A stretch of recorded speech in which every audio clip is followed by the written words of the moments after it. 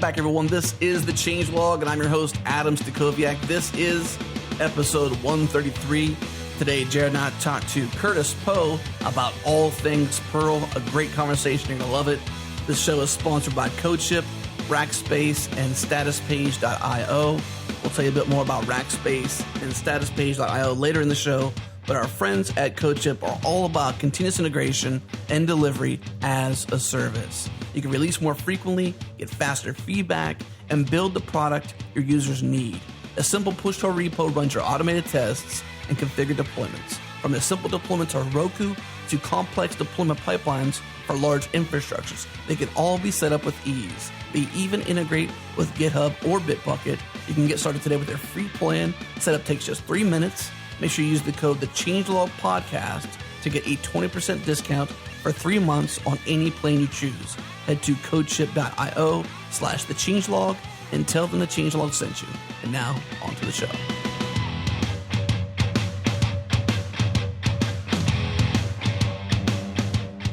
Hey everybody, we're back, and today we're joined by Curtis Ovid Poe. Actually, he's got a cool middle name there. It's not his real middle name. Maybe at some point, Curtis, you can mention how you got that name. It's sort of your internet handle, right? Yes, it is. I'm here. Jerod's here. We're all here with Curtis, and we're going to talk about Perl. So we're excited. What's Ovid? Ovid. A long time ago, when I switched from mainframe development and getting into Perl, I decided to sign up for the website called Perl Monks, and I happen to tremendously enjoy poetry. And when I had to pick a username, my two top favorite poets were an 19th century Scottish poet named John Davidson, or the Roman poet Ovid. And John Davidson sounded like a very stupid username, so I picked the username Ovid, and it just stuck with me for the years. I like Ovid. I wish I had that name. And I could be a BA with Ovid. Oh, his poetry is phenomenal. Highly recommend it, particularly translations by Peter Green. So that's obviously language dependent there, but let's give a shout out to Robert Norris. He's Rob N, ROBN on GitHub. He actually suggested this show via our ping repo. So if you don't know it and you're a listener out there, we have a weekly email we ship. We have a featured section in there for pings we get on the ping repo. Drop an issue in there, just like Robert Norris did or Rob N on GitHub did, to suggest us to talk to Curtis and talk about Perl and kind of bring. We've never actually had a Perl specific show on this on the podcast, so we're excited about that. But every week we feature, how many repos we feature, Jerod, in weekly? 3. 3. Okay, so we feature 3 repos in our weekly email via ping. So if you've got some awesome repos out there you need some extra traction on, drop them in there. They might show up on the podcast. They might show up in the email. They might show up on the blog. You just never know. We might even tweet it out. So with that said, let's drop into this conversation with Curtis. Curtis, Jerod and I, Jerod, back in college, you did some Perl work. I own a few Perls. We probably have a pretty diverse listenership to this podcast that is going to be really adept to programming, but maybe not that big of a fan to Perl. So what do you say to those people who are not huge fans of Perl? I actually don't say anything to them. I understand that not everyone is going to be able to get into every language, and Perl during the late 1990s, early 2000s was, rightfully called the duct tape of the internet. And as the market has grown and there was such a low barrier to entry, we had a lot of competitors come in. And for any healthy market, of course, it's going to shrink our market share. And so for a lot of people who didn't care for the Perl syntax, they were happy to turn away from it. So it's kind of sad because it's a fabulous language and we shouldn't let the punctuation characters in there turn people away from it.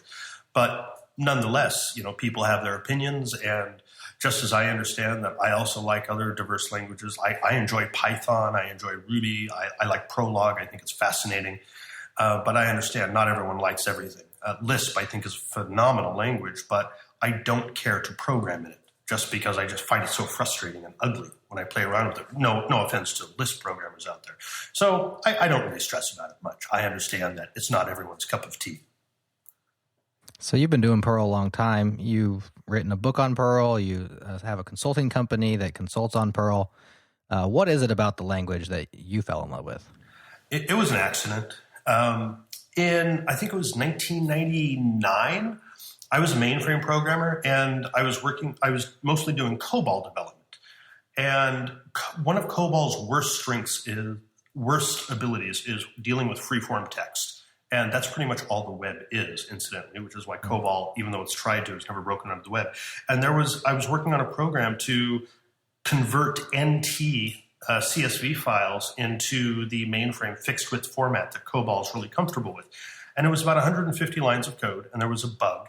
And someone didn't understand something called the unstring function, something we would call split in many modern languages, which splits a string on a character.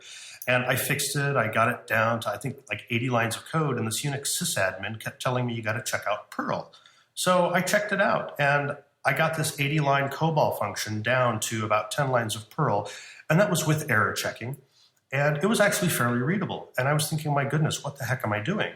And when he eventually left to form his own company, he said, come along. I know you can do this. And I haven't looked back. Though the ironic thing is, I enjoy a lot of other programming languages. I program in C, assembler, variants of BASIC, Java, Ruby, Python.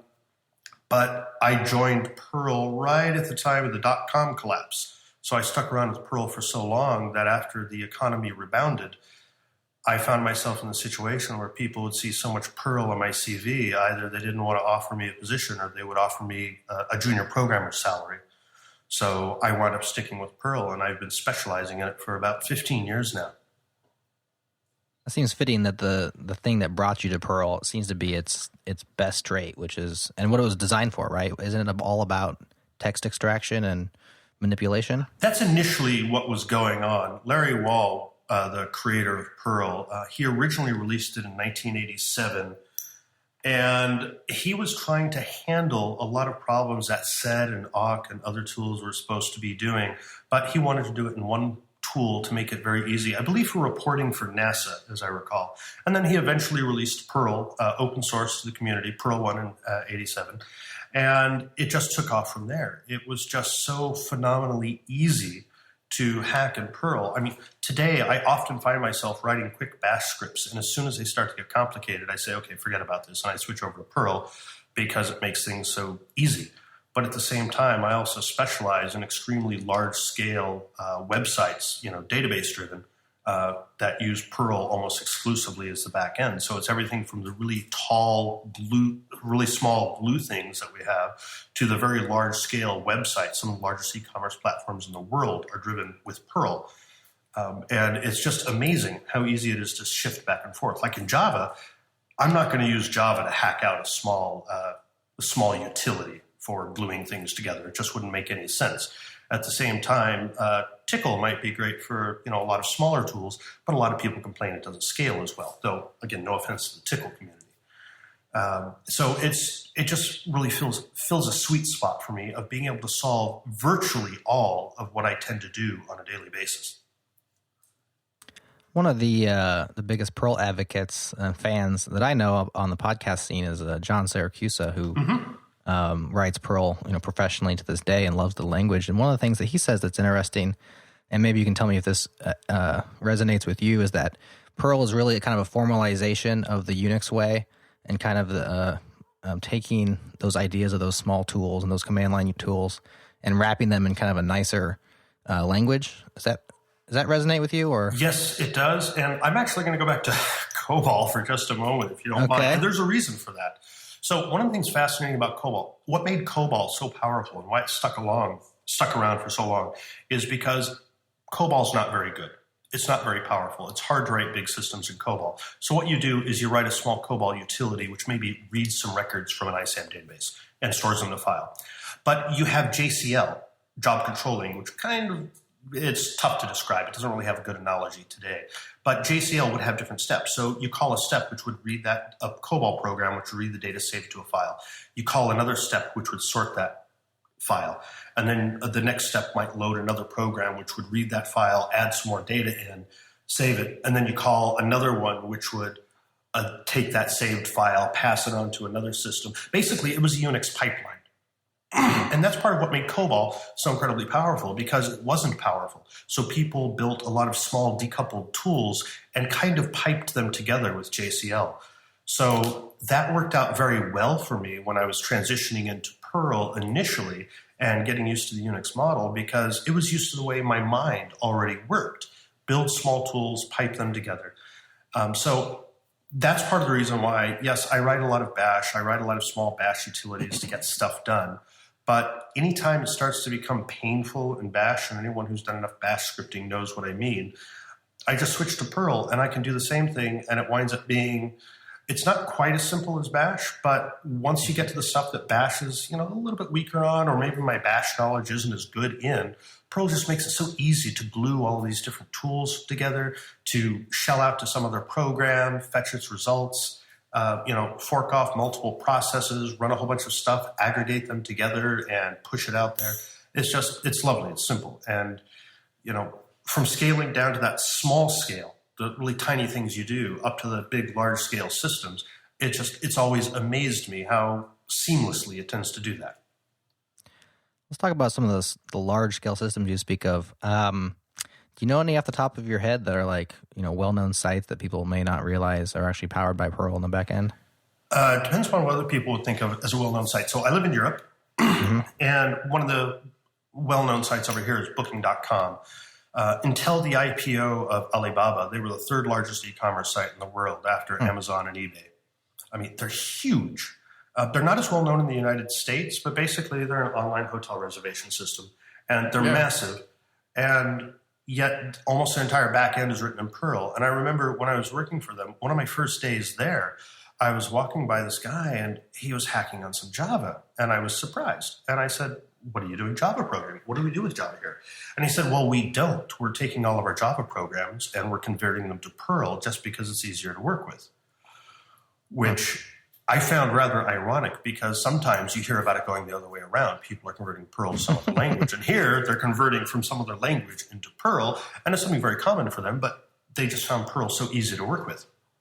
So that's possibly the biggest company I know of. I work for the BBC also. World's largest broadcaster. They had 26,000 people when I was there. And I was working on their central metadata repository, which basically that was information about, what their schedules were, what programs were on telly. And I found it rather ironic that me, an American who didn't watch TV, was telling the British people what TV they were going to watch. And all of that was managed through their PIP system, all written entirely in Perl. And just many, many companies like that. CrowdTilt, now known as Tilt.com, which is a popular crowdsourcing system, is written entirely in Perl. There's actually an MMORPG called Lacuna Expanse, which has been written in Perl. Lots of large-scale systems. Some are well-known, some are less well-known. So there's a lot of it out there. Yes. Man, it's been around a long time. There's a lot of it out there. It has a lot of virtues. What is it about it? It seems like Perl's behind the scenes. Is it just bad marketing, or is it just communities that don't necessarily overlap?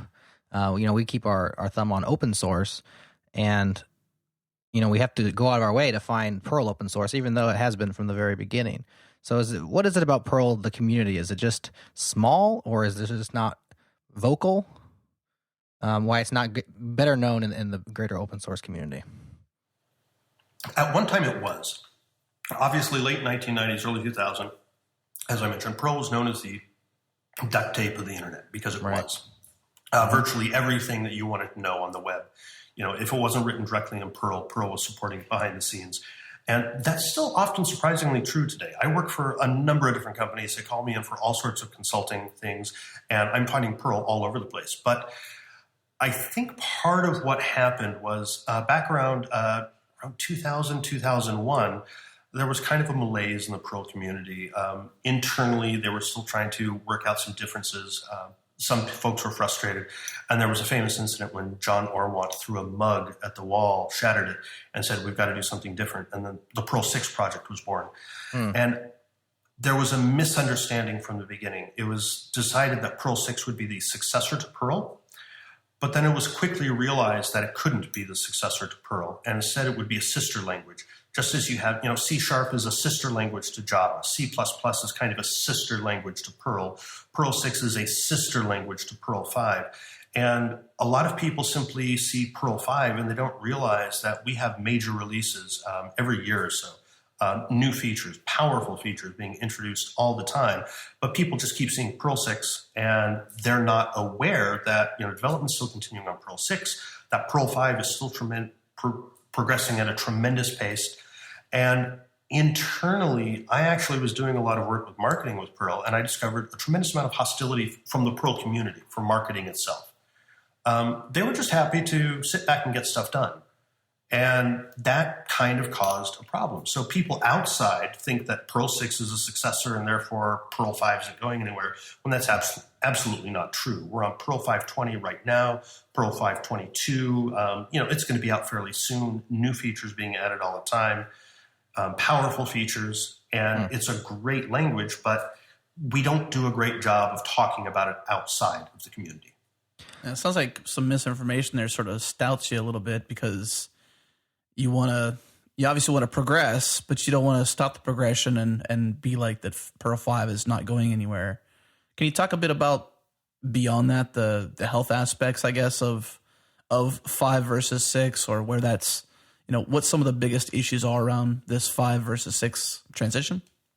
Well, they're entirely separate languages. That needs to be understood first of all. As I mentioned, they're sister languages like C# to Java, C++ to so it's a right turn then. To Lisp.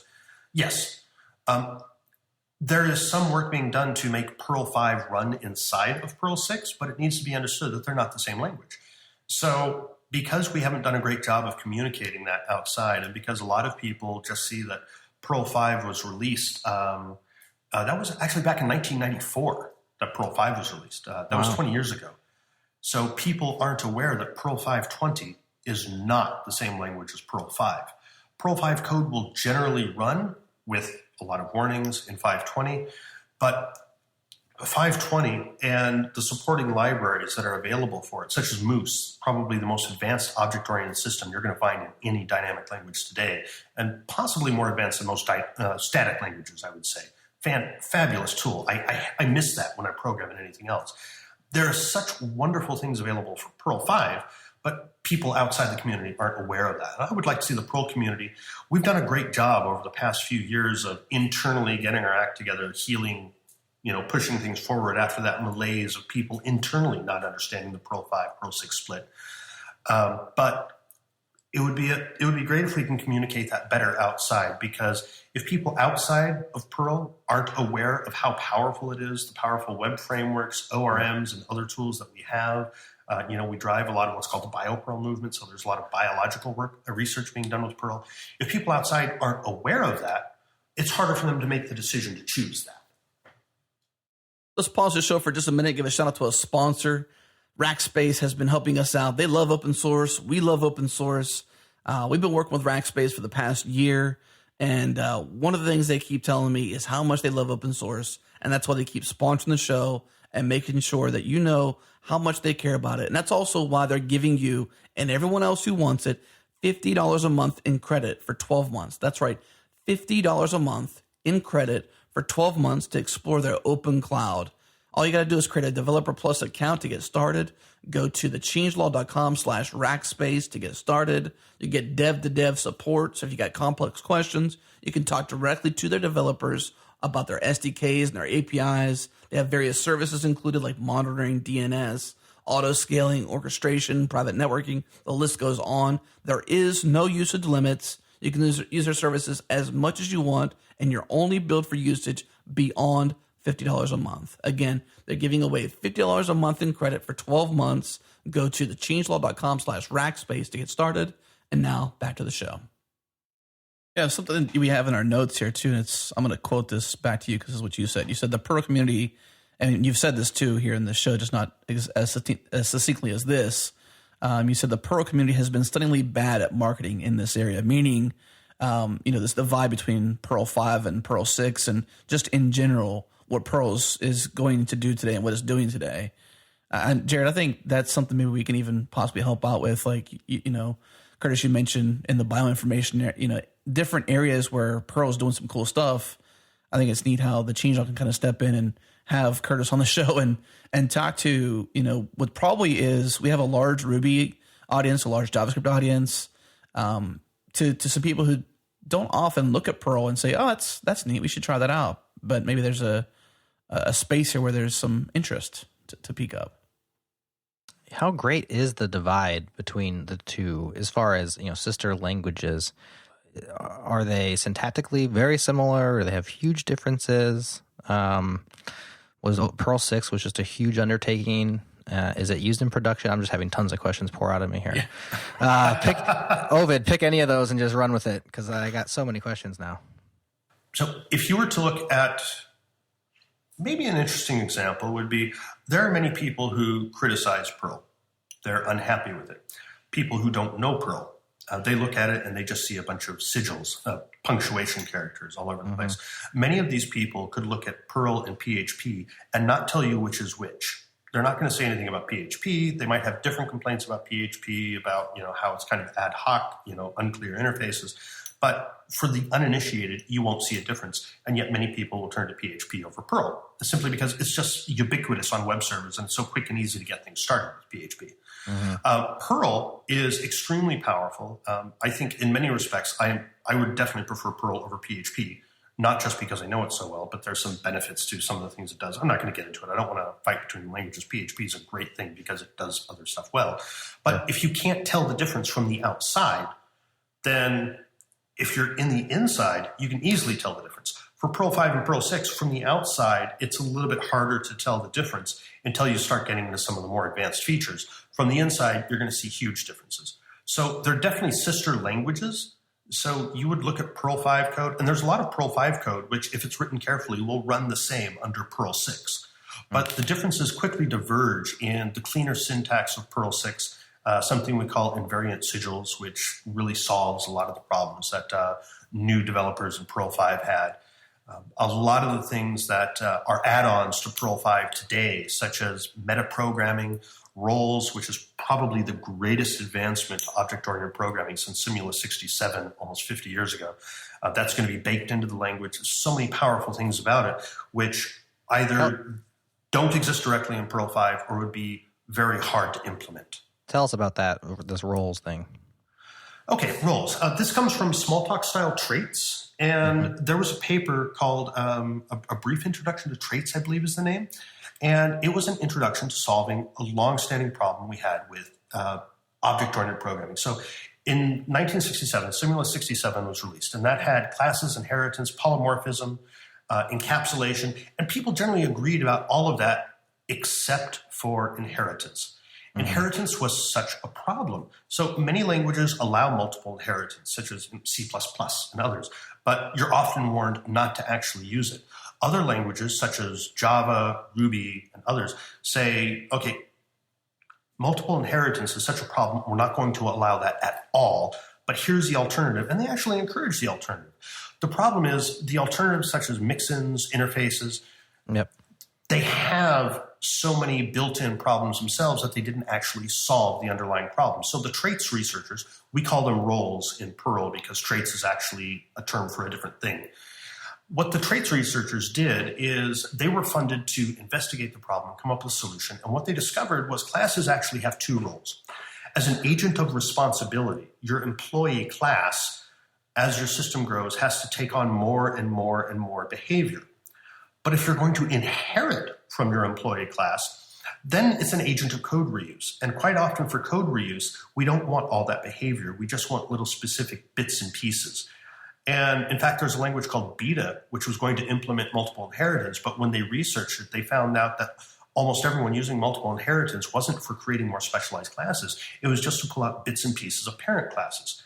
So the reality is for code reuse, you actually want smaller code because you just want to pick out the bits and pieces you need. But for class responsibility, you need all of that. So classes actually serve a dual role, reuse and responsibility. And the problem we've had with inheritance and the solutions such as interfaces and mix-ins has been you need to decouple those. So roles has decoupled them entirely. And so classes are agents of responsibility. So an employee might have an employee number. But does an employee know how to serialize itself to XML or JSON? No, it doesn't. This is a bit of behavior which could be shared amongst classes which are not necessarily related by inheritance. So Ruby mixins, which actually came from a variant of Lisp called flavors, Ruby mixins actually properly separate behavior from responsibility, but unfortunately they implemented it via single inheritance. So if you mix in a couple of modules into your Ruby code and then you call ancestors, you'll find that it's implemented as a single inheritance tree, and then you wind up with strange bugs. So if you have duplicate methods in multiply inherited classes, the first class you inherit from generally wins. In Ruby, the last mix-in that you've mixed in wins. With roles, it's completely different. It says, oh, I'm sorry, you have duplicate methods. They have the same name. It's going to fail at composition time, close enough to compile time. Most people won't notice a difference. It'll fail at composition time, says, I don't know which of these methods you need. So you specifically say, I want this method from this role. I want this method from that role. And you don't have any of those composition issues that you have with multiple inheritance or mix-ins or some of the other solutions which are out there. There's a lot more I can say about them, but this is one of the finest things about roles. It cleanly separates class responsibility from code reuse. And more developers are finding out that you can eliminate inheritance entirely and build an entire large-scale object-oriented system just by composing different roles and saying, I want this behavior, that behavior, the other behavior, and you get composition safety because you don't have to worry about method conflicts anymore. You don't have to worry about accidentally inheriting a method that you didn't realize that you were inheriting. And it makes things so much simpler. Sounds like a pretty big win. So is that available in Perl 6 today? It's available in Perl 6 today. It's available in Perl 5 via something called Moose Roles. There's some other role modules out there. I have one myself, which actually goes back to the original research on this. There's some guarantees that roles actually provide, such as being commutative and associative, basically mathematical guarantees to get around some of the issues that you had with inheritance and mix-ins. And different systems meet those guarantees in different ways. But it's available out there, but many other languages have this. I know there's been some experiment with Java to do this. There's been some experiments with Python to do this. I'm pretty sure it's available in Ruby. JavaScript has something, I believe, called Juice, which I had heard about. I don't know how far along that is, which also makes roles available. So there's a wide variety of languages which have adopted it, but how much people are actually using it is hard to say. But the Perl community has bought into it wholesale because it tremendously simplifies your code and makes it much easier to understand. Perl 6 sounds very experimental and research-oriented. Is it run by the same group of folks that are doing the Perl 5 stuff, or have they also diverged? Yes and no. Does that help? Nope. Please explain. Glad I could clarify that. So Larry Wall, the founder of Perl, has shifted his focus from Perl 5 to Perl 6. And many people now call Perl 6 Rakudo, just to distinguish it from Perl 5. Would you say Rakuda? Rakudo. Rakudo. Interesting. Earlier on, I was thinking, man, maybe it just needs a separate word, like a separate term altogether. Yes, and I would like to see that term adopted a little bit more widely, but there's a lot of background to that. And Perl 6, the name's been around for so long that they've stuck with it. Right. So there's that marketing thing about, don't shift your name because you'll lose people. So possibly that's some of it. Yeah. Anyways, you were saying? So Larry Wall has shifted his focus from Perl 5 to Perl 6 and has been pushing it forward, and it's just making tremendous strides. Damian Conway, he wrote Perl Best Practices and quite a number of other excellent books involving Perl, including object-oriented Perl. And he has also been doing a huge amount of work with this. But many people, such as Patrick Michaud, who is heavily involved with PHP, and others, Carl Massac, many others, have been heavily involved in pushing Perl 6 along. Jonathan Worthington, he was a Perl 5 hacker, but mostly focuses on Perl 6 now, and he's been doing a lot of the work putting it on the JVM and writing something called MoreVM. So there's now, originally it was a bunch of Perl 5 hackers. Now there's a completely separate community of people from a variety of different backgrounds, many of them academic, many of them basically heavily involved in the real world, who have been building Perl 6, many of whom have no background in Perl 5 anymore. So is Perl 6 out there in production, or is it still kind of at an experimental phase?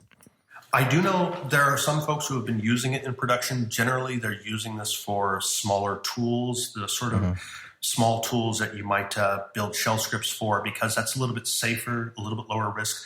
Large-scale systems are generally not being built in Perl 6 yet. There is more work to be done with the final work for porting it to MoreVM and the JVM to finally get it production ready. There's more I can say about that, but I don't know how much I'm actually allowed to say, simply because for the long time, Perl 6 has always been promised by Christmas, but we just don't say which one.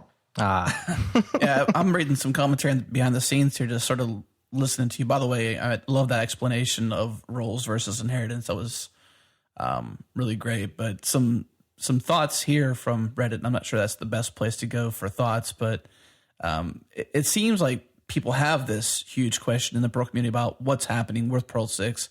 Then even specifically Larry Wall, who you've mentioned a couple of times, and whether or not it's they've questioned the code quality, the language designs, not so much code quality, but some other things happening there. It seems like, stemming back to earlier, you mentioned this, maybe it's not so much marketing, maybe it's communication. And that's where I feel like having you on the show today and just sort of getting this bird's eye view from someone inside the community that's been there for a while, that's sort of, as you said, by accident to a degree, a happy accident, that you can sort of disseminate this idea of what Perl 6 is going to be and what Perl 5 is doing currently. Because to rewind just a tiny bit, you mentioned you had roles in Perl, and I believe it's role basic. Is that your version of roles?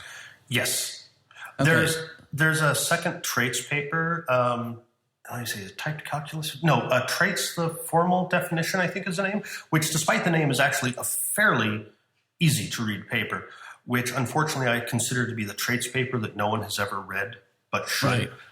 And it's absolutely fantastic, and it clears up a lot of the communication. I've actually spoken with a number of the traits researchers to clarify some of the issues in there. And traits themselves still have some issues.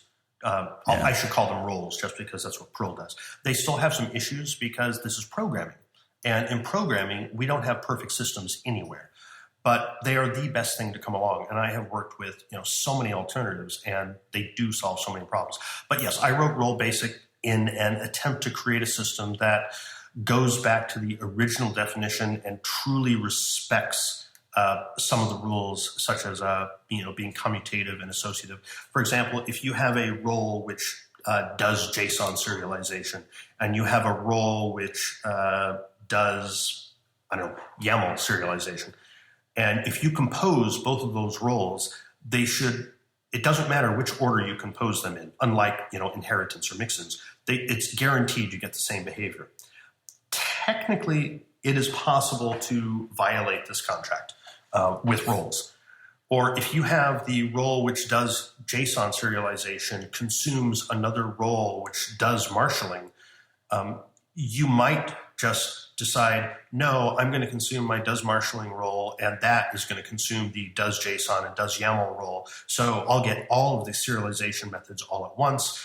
But in theory, according to the original traits research, it doesn't matter how you consume those, how you mix and match those. In roles, it is possible for that contract to be violated depending upon how you do that. It's unusual for this to happen. And dedicated programmers who know that different methods should actually have different method names are really good about avoiding those problems. But there are still some subtle edge cases, but they are, in my experience, more than an order of magnitude less than you have the edge cases with mixins and inheritance. So you probably do most of your programming in Perl 5, right? Yes. And this role basic, is that what you use for your roles? Or because you said this is your version of it. There was another one out there you mentioned, but I didn't catch that one, though. I use, there's also Roll Tiny. I use almost exclusively Moose Roll because Moose is the most fully fledged object-oriented system out there. And I'm not just talking about for Perl. Moose it brings a lot of the power of, what we would typically associate with static languages to dynamic languages. So when I declare an attribute such as social security number, I can say a social security number is and then I can define a very rigid type constraint for what that social security number is. And rather than, embedding my code with a whole bunch of type checks everywhere, is a social security number really fitting the format of social security number, Are the first 3 digits allowed, first 3 digits or not? I can simply declare a social security type, have that provide the validation, and anything which consumes a social security number, it has to match that type or it's going to fail. And this is something you often don't get with many dynamic languages. We tend to play fast and loose with our data. But there's so many powerful things you can do, such as lazy evaluation of attributes. So you don't create the connection to the database unless you actually ask for the connection to the database. Or just being able to list all of your attributes. But on top of that, you have metaprogramming. So I use metaprogramming quite heavily. I built something called Test Class Moose, which is basically an XUnit framework for large-scale enterprise-class databases, if you will. And it's being used more and more. And what I've done with the metadata system within Moose is I'm able to inspect the methods to figure out what test methods are available. I'm able to find out what attributes are available. I'm able to compose roles into things, so I can have roles defining fixtures, so I can easily load fixtures on demand. And if you've never played with metaprogramming before, it is hard to appreciate the power of it. And once you play with metaprogramming, you never want to go back because it makes so many of your problems so much simpler. The cost is the software you build is simpler, it is easier to write, it is fast to write. It's a little bit harder for some other people to understand it because most people don't understand the concept of metaprogramming at first. It sounds like you also, you mentioned testing here a few times. In that conversation, obviously when you're metaprogramming and when you have dynamic languages, testing becomes a huge part of that, assurance that things are still working the way that you wanted them to. You said you wrote a test harness that ships with the language. Yes. Maybe tell us about the testing story in the Perl community, whether it's TDD style or kind of what the community looks like as far as testing code goes. Perl has Ruby talks about themselves as being test infected, and they have nothing on Perl. CPAN, this is the central archive of Perl code that most developers tend to push their code towards.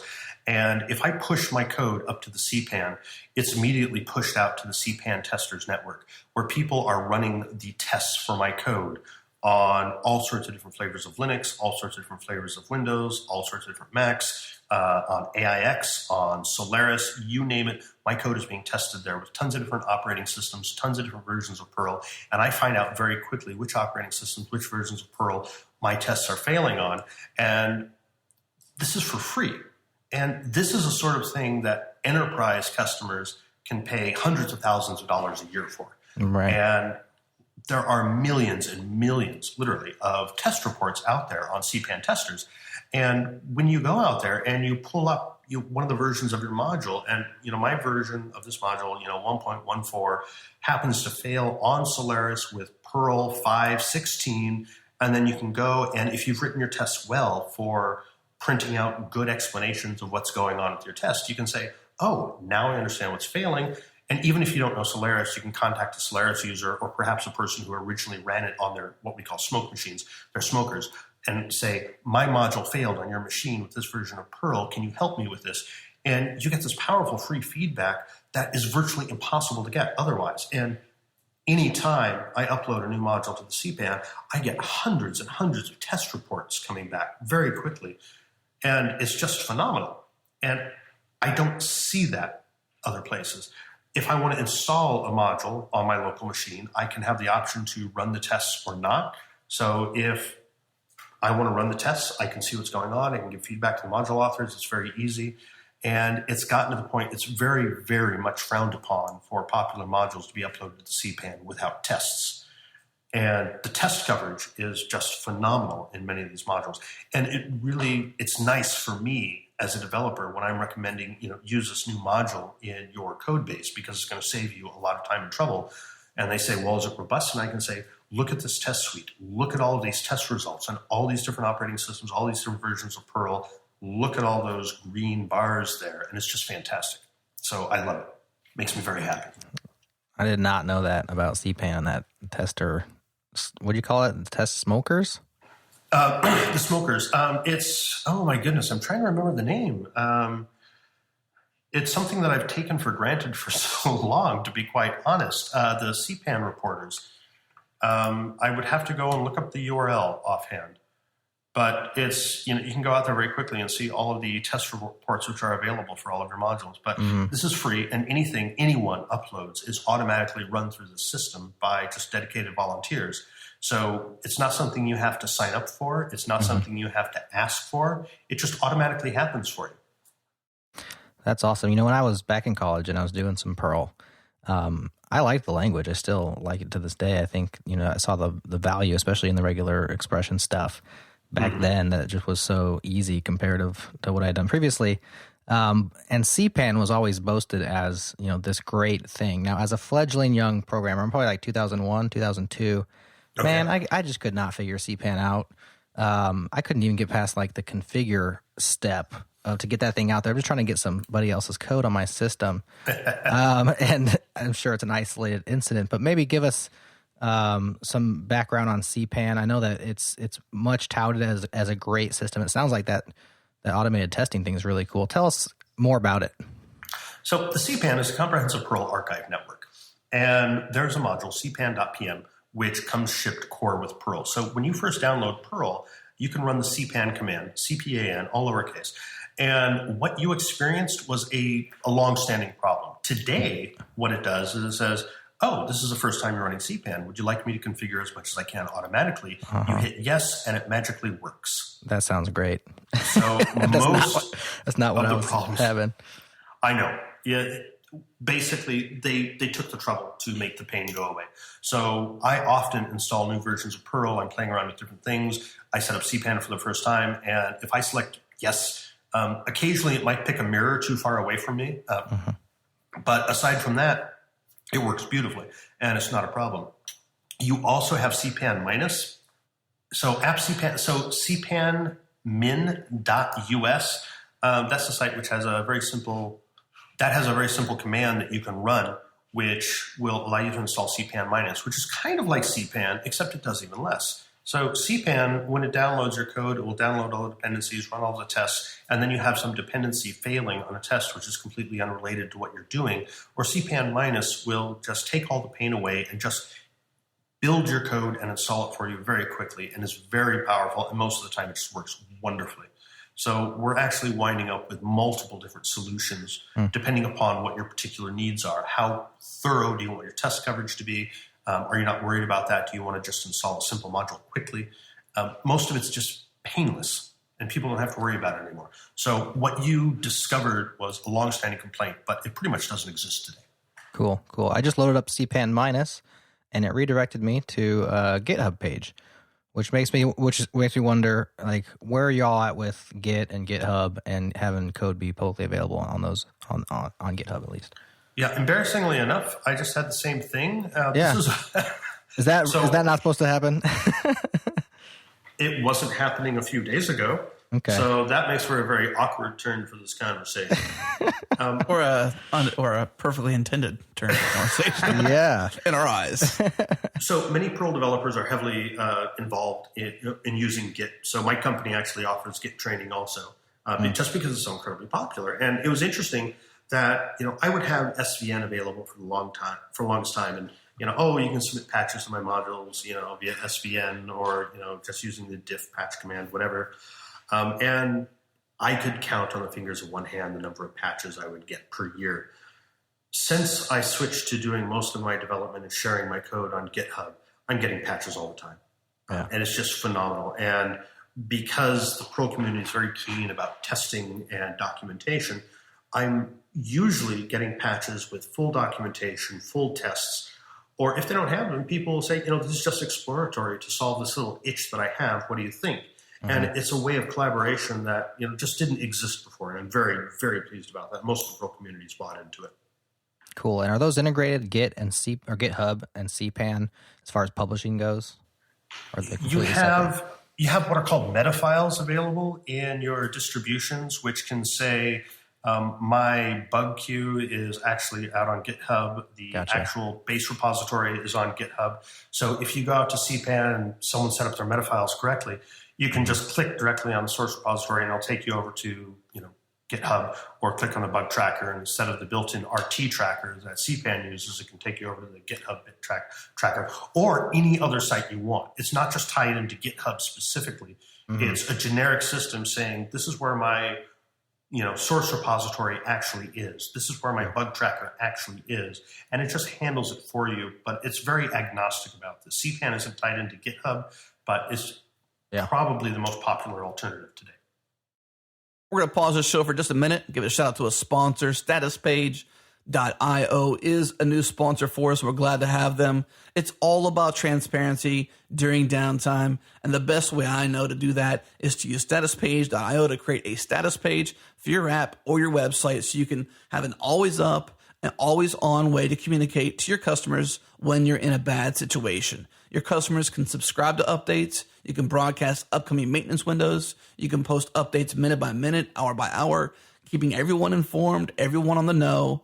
Integrations with services like New Relic and Pingdom allow you to show off graphs to your customers that they care about. You can even embed your system status within your actual app. Head to statuspage.io to get started. It's free to set up. Launch it when you're ready and tell them that changelog sent you.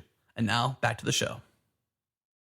So does the CPAN sort of act as a registry in that case then? More like here's where Perl modules go and you can find and install new Perl modules via CPAN. Is that how that works? Yes, that is far and away the most popular option. There's also metacpan.org. Which the search, right? Yes, and some people like that, some people don't. Myself, I think it's interesting, but I'm so old school and I'm so used to search cpan.org that I don't even remember that there's a www.cpan.org. I just hit search cpan.org. I look for the things that I want. I read about them. I read the test results. I read the code. Yeah, okay, I'll use this. So in your community, or in your opinion, what is the state of the community, the Perl community, in terms of transitioning the open source work they do have out there to GitHub? Because you said that earlier you do some Git training and stuff like that. What is the state of the Perl community as it relates to GitHub and open source on GitHub and just general availability of I think what we see over the last 3 or 4 years, just more and more and more developers moving to GitHub as just a better way to socially code together. And Perl's been open source since the beginning, so it just seems like a natural fit for them, y'all, to eventually move there. But what's the state? The way it's working right now is most of the tool chain available for Perl is centered around the CPAN. So CPAN is a central repository for the canonical versions of modules, and people use GitHub for collaboration. I have a number of modules which are available out on GitHub for doing various things that I don't have the latest versions of those modules out on CPAN because I want what's on CPAN to be a little bit more stable. And if I move it from GitHub to the CPAN and I'm not entirely comfortable with it, I might mark it as a developer release so that it won't be installed by default. But we use GitHub for collaboration, for sharing, for talking about new ideas. We use CPAN as the central repository so that when you want to install code or you want to manage your CPAN code via Pinto or something like that, that you know the one spot to go for that. That makes a lot of sense. One last question, then we'll get to the close here. So it seems like each language, especially talking about web programming languages, they all kind of have their killer app. Ruby has Rails. You might say PHP has WordPress. JavaScript has Node, and Python has Django, and there's alternatives, of course. Is there like a go-to web tool or framework in the Perl community that everybody's using, or is it more kind of diverse? It's definitely more kind of diverse. There are a number of really phenomenal tools out there. So Catalyst has for the longest time been the default web tool, and many of the clients that I go into today are using Catalyst. And Catalyst is a wonderful framework, mostly based around the concept of MVC. But one of the things that differs from some of the competitors in other languages, if you will, is that it's agnostic about the MV and C components, however you want to plug those in. Do you want to use DBX class for your, the back end for the ORM, which is going to be backing up whatever your model is eventually going to be? Do you want to use RoseDB? Do you want to use something different? What do you want to have in your view layer to present things to people? For the HTML, do you want to use Template Toolkit? Do you want to use Template Xslate? Do you want to use, Mason? What do you want to do? It's however you want to set it up. So there's a bit more of a learning curve for that, but it means you can customize it for exactly what you need. There's other things which are extremely popular, such as Dancer 2 and Modulicious, which have different philosophies, which are very easy to use. They're lighter weight than Catalyst. They're not as fully featured as Catalyst, but they are so easy to use and so powerful that I'm seeing more and more sites switch over to them, and they're really nice. When you talk about the ORM layer, DBX class is just an absolutely phenomenal ORM. RoseDB is also excellent. It's not as popular. It's just blazingly fast. This is if you like ORMs. I know that not everyone does. We have an embarrassing richness of powerful tools because the Perl community has been around so much longer than many of the other communities that we have a number of very mature products out there.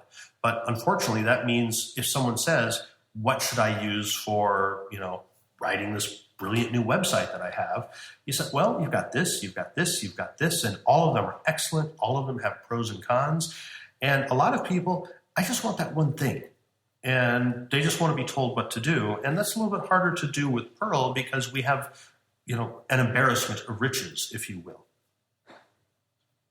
Excellent. So just to preempt the haters, yes, I realize that Node is more than just a web thing. I just want to get that out there in case people thought that was what I was trying to say. Very cool, man. It sounds like you guys got a lot going on. Every time I talk with somebody on the show, I end up being like, man, I got to go look into what is going on in this community. So, Ovid, you did a great job representing Perl. Thank you. You said you do consulting. You have a book. Anything you want to plug or promote while you're here? I would say that our company's website is allaroundtheworld.fr. That's because we're based in France. We do Perl consulting. We really specialize in going into companies which have older legacy systems and rebuilding them, testing them, making the modern systems easier to work on. We offer database training, Git training. I also teach companies how to use Agile appropriately, or if they should use Agile, because that's not always true. And so that's true. It's kind of we could spend easily a couple of hours with me going off about why Agile is wonderful and why it is not wonderful. And I would follow you. Both ways? Well, yeah, because I have some opinions there as well. I'm a strong Agile fan, but it's not always the right choice. That's right. So we do a lot of things, but mostly it's database, Git training, teaching, testing, and particularly myself and our other associates going in and fixing people's legacy database Perl systems and making them easier to use. It's amazing how much work there is there. Any particular repos you want to mention that you've got on GitHub or anywhere else that you could use some extra firepower behind, like some attention to?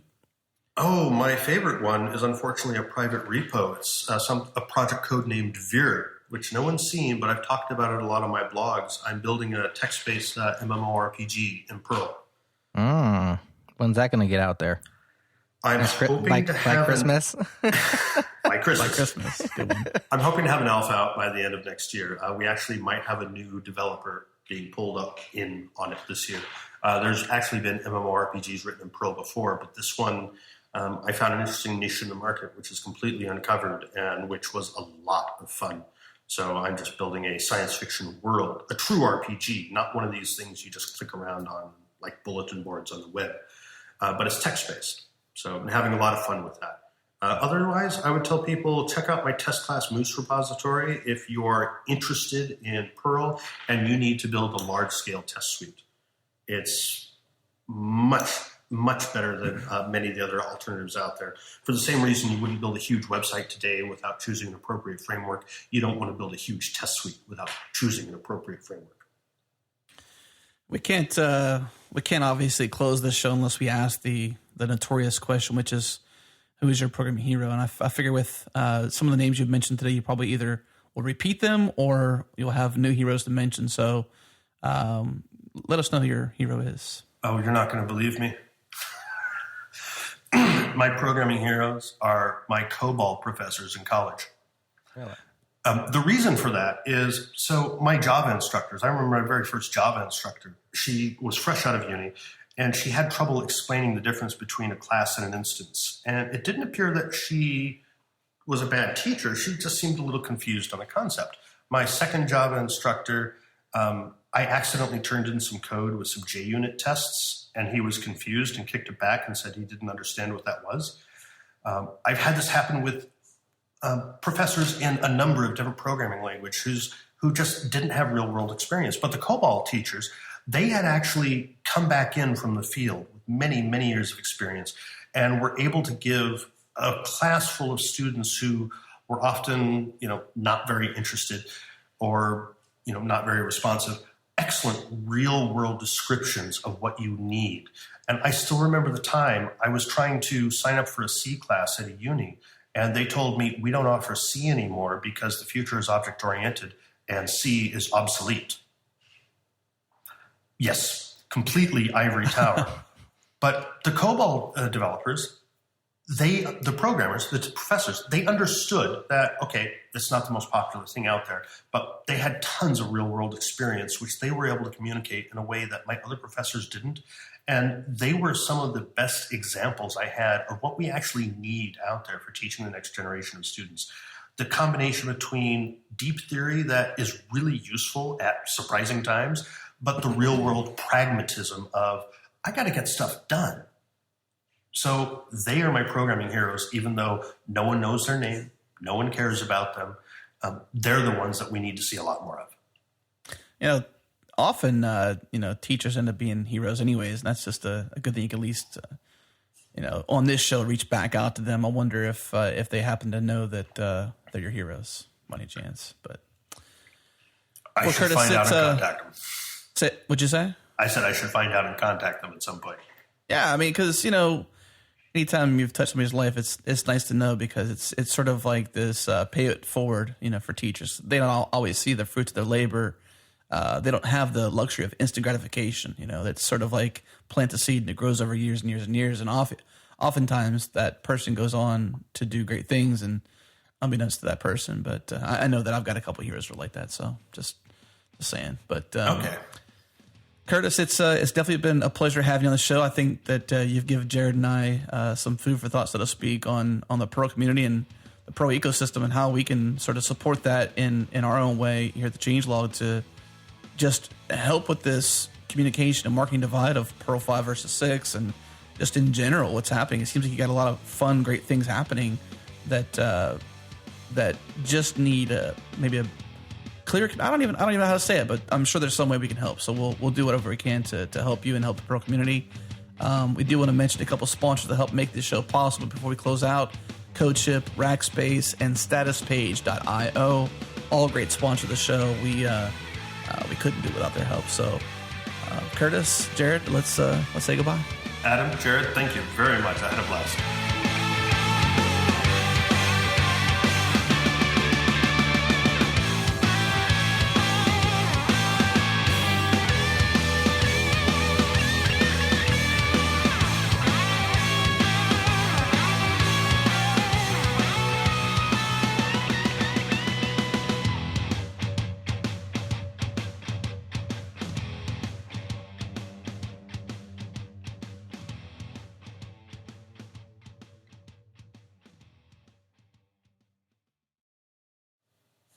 All right. Guess no bye from Jerod. I forgot to say goodbye. I had to say goodbye real quick. Goodbye. Just don't worry about. Oh, I had my thing. You've got to include that in the clip. I was muted in the man. podcast. I was muted. I said goodbye to myself on mute. That's funny. I'm like, I felt like I said goodbye.